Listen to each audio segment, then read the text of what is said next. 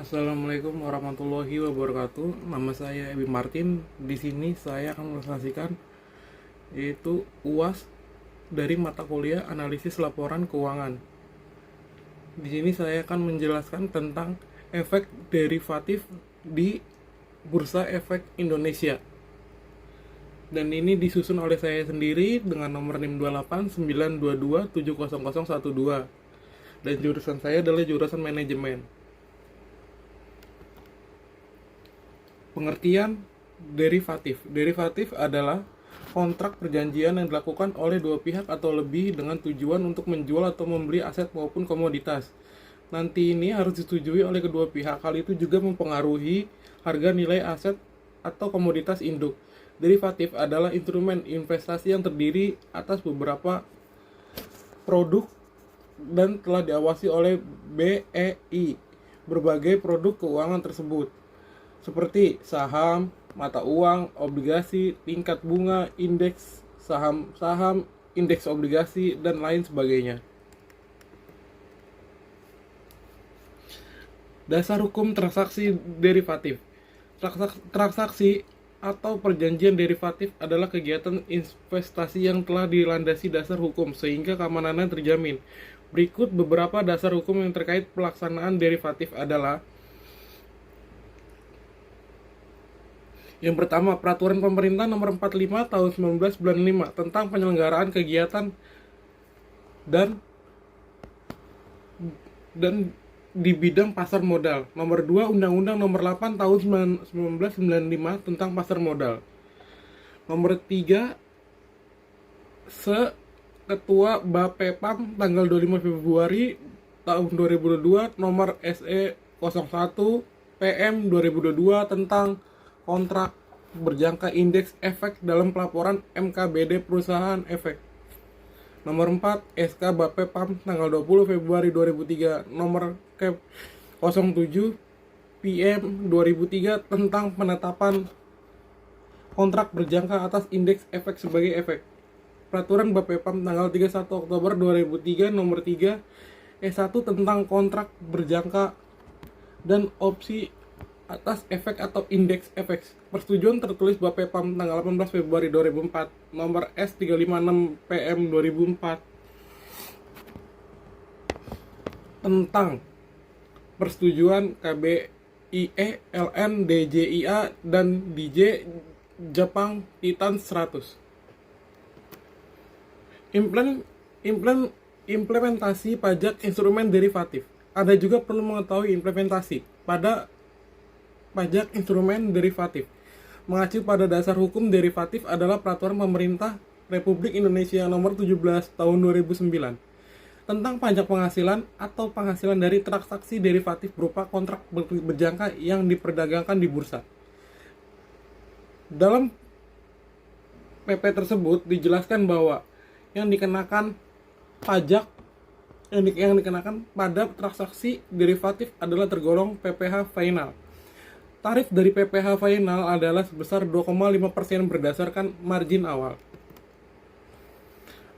Manfaat derivatif. Transaksi derivatif adalah produk investasi yang pada dasarnya diciptakan untuk melindungi nilai atau harga dari suatu komoditas di masa depan.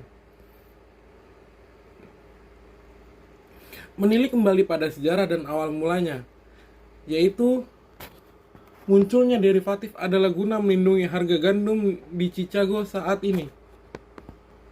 Misalnya di Indonesia sendiri, Bank Indonesia pada tahun 2017 sempat membantu BUMN agar dapat memanfaatkan instrumen derivatif untuk mengatasi anjloknya nilai tukar rupiah. Selain itu, instrumen derivatif juga bisa meminimalisir terjadi kerugian dan resiko keuangan perusahaan.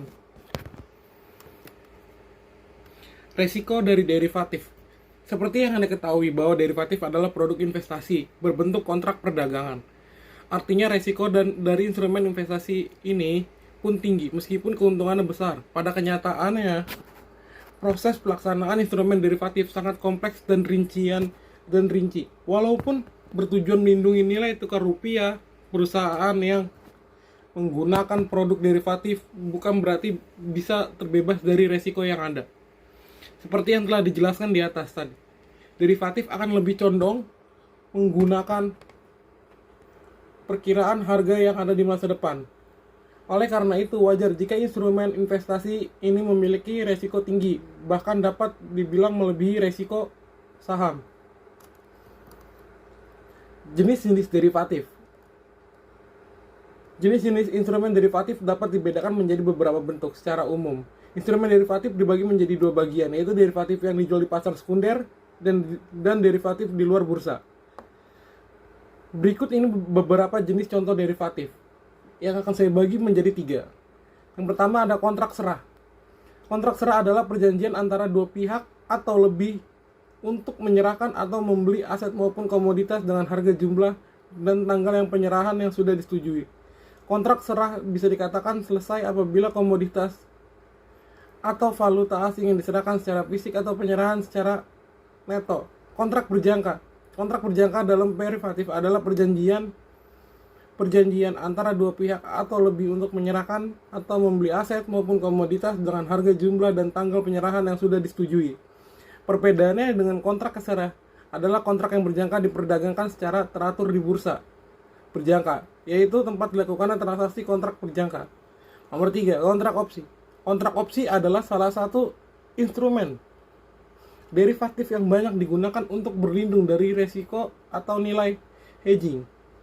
Terdapat 2 jenis kontrak opsi, yaitu opsi jual serta opsi beli.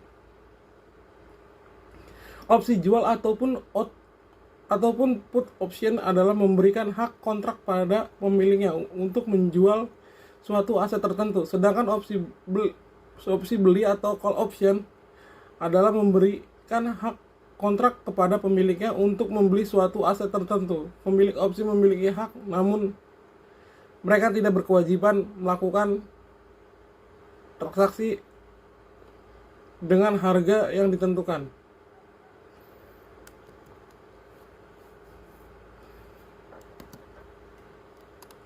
Kontrak opsi. Kontrak opsi adalah sebuah kontrak yang memberikan hak kepada pembeli tetapi bukan kewajiban untuk membeli atau menjual underlying assets atau saham pada harga tertentu, pada atau sebelum waktu tertentu. Tipe stock option, kontrak option call, dan kontrak option put. Yang pertama, option call. Option call adalah sebuah kontrak yang memberikan hak kepada pembeli tetapi bukan kewajiban untuk membeli underlying aset pada atau sebelum waktu tertentu. Opsi put. Opsi put adalah sebuah kontrak yang memberikan hak kepada pembeli tetapi bukan kewajiban untuk menjual underlying aset saham pada harga tertentu pada atau sebelumnya waktu tertentu. Kriteria pemilihan underlying stock.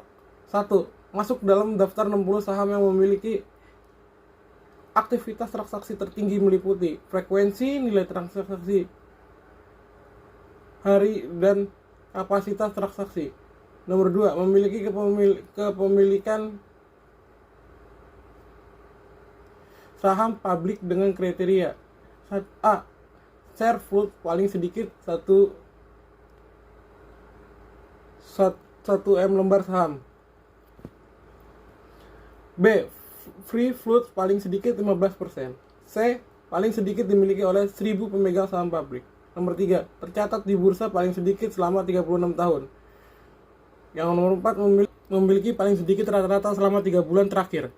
5. Memiliki harga rata-rata selama 3 bulan terakhir paling sedikit Rp500 per lembar saham. Nomor 6. Sesuai dengan kriteria haircut yang ditentukan oleh KPEI. Nomor 6. Sesuai dengan kriteria haircut yang ditentukan oleh KPEI. Nomor 7. Berdasarkan pertimbangan tersebut, bursa berwenang untuk memilih dan menetapkan saham perusahaan tercatat yang memenuhi persyaratan untuk menjadi underlying. Premium. Premium adalah harga setiap call option atau put option yang diperdagangkan. Option premium sama dengan team value ditambah intrinsic value. Team value adalah sejumlah uang tambahan di mana pembeli option bersedia membayar kemungkinan option menjadi semakin in the money sesuai pergerakan yang menguntungkan pada harga underlying stock untuk sisa jangka waktu option. Tim Dekai. Tim Dekai merupakan konsep sangat penting dalam perdagangan stock option. Tim Dekai menguntungkan bagi penjualan stock option, tetapi tidak bagi pembeli stock option. Tim value berkurang sejalan dengan waktu sampai dengan jatuh tempo kontrak. Volatility. Volatility dapat menggambarkan kecenderungan kenaikan atau penurunan dari harga saham pada periode waktu tertentu. Semakin besar volatility, maka akan semakin besar pula time value dan premium. Ini adalah contohnya.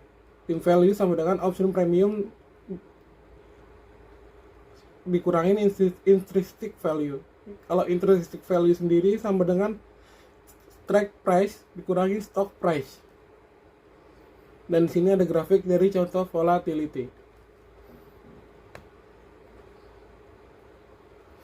Posisi single option terbagi menjadi 4, yaitu ada buy, kedua sell call, yang ketiga buy put, yang keempat ada sell put. Buy call, hak untuk membeli saham pada harga pelaksanaan setiap saat sebelum jatuh tempo. Keuntungan, jika harga saham naik, keuntungan tidak terbatas. Kerugian, jika harga saham tetap atau turun, kerugian sebesar premium. Contoh buy call. Call option saham ASI. Satu kontrak sama dengan 10.000 saham dengan jatuh tempo Februari 2015 dan harga pelaksanaan 6.000. ASIIG 2C 6.000 ditransaksi pada harga Rp120 per saham. Premium yang dibayarkan sebesar Rp1.200.000, yaitu Rp120 dikali 10.000 saham. Sell call, kewajiban untuk menjadi saham pada harga pelaksanaan ketika membeli sell call melaksanakan haknya. Exercise. A. Keuntungan, jika harga saham tetap atau turun, keuntungan hanya sebesar premium yang diterima. B. Kerugian, jika harga saham naik, kerugian tidak terbatas. Contoh call option saham ASII, satu kontrak 10.000 D saham dengan jatuh tempo Februari 2015 dan seharga pelaksanaan 6.000. ASIIG C 6.000 ditransaksikan pada harga Rp120 per saham. Premium yang diterima sebesar Rp1.200.000. Buy put, hak untuk menjual saham pada harga pelaksanaan setiap saat sebelum jatuh tempo. Keuntungan, jika harga saham turun, keuntungan tidak terbatas. B. Kerugian, jika harga saham tetap atau naik, kerugian sebesar premium. Contoh buy put. Buy put option adalah saham satu kontrak sama dengan 10.000 saham dengan jumlah tempo Februari 2015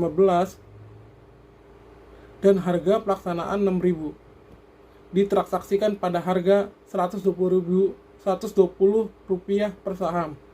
Premium yang dibayarkan sebesar Rp1.200.000, yaitu adalah Rp120 dikali 10.000 saham.